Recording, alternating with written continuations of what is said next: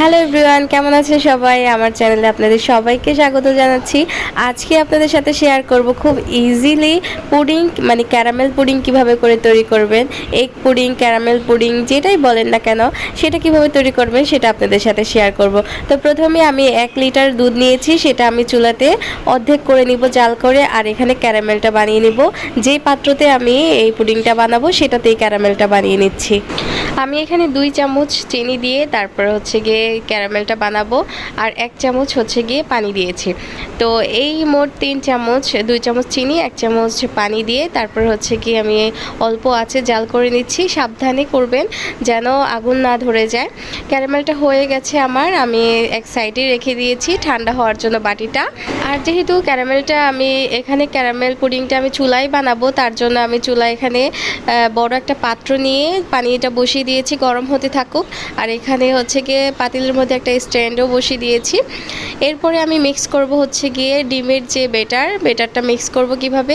1 KG পরিমাণ দুধের মধ্যে আমি হাফ কেজি করে নেব দুধটা, আর এখানে হচ্ছে 4টা ডিম দেব। তো 4টা ডিমকে খুব ভালো করে একদম ফেটিয়ে নিচ্ছি।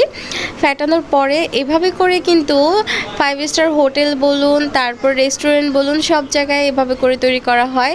আবার সেখানে কিন্তু অনেক সময় লিকুইড দুধের পরিবর্তে গুঁড়ো দুধটা ব্যবহার করা হয়। তো আমরা এখানে লিকুইড দুধ দিয়ে তৈরি করছি, কিন্তু এখানে হচ্ছে কি আমি চিনির পরিমাণটা আপনাদের পছন্দ মতন দিবেন। আমি এখানে হাফ কাপ পরিমাণ চিনি দিয়েছি, এটাও যথেষ্ট মিষ্টি হয়েছে হাফ কাপ পরিমাণ চিনিতে। এরপরে আমি এর সাথে দেব হচ্ছে গিয়ে 1 চামচ পরিমাণে আটা দিলেই হবে। তো আপনাদের পছন্দ মতো আপনারা চাইলে আটা দিতে পারেন, না পছন্দ করলে কোনো সমস্যা নেই, অথবা কর্নফ্লাওয়ারও দিতে পারেন।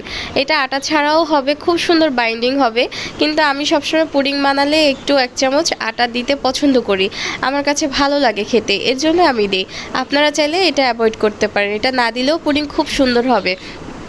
এরপরে জাল করে রাখা যে দুধটা সেটা আমি মিক্স করে দিয়েছি, আর এই যে চিনি আর হচ্ছে গিয়ে ডিমের যে মিশ্রণটাকে সেটা আমি একটু ছেঁকে নিয়েছি। আপনারা চাইলে পুরো ব্যাটারটা তৈরি করার পরে আপনারা মিশ্রণটা ছেঁকে নিতে পারেন, কোনো সমস্যা নেই, তাহলে আরও ভালো হবে।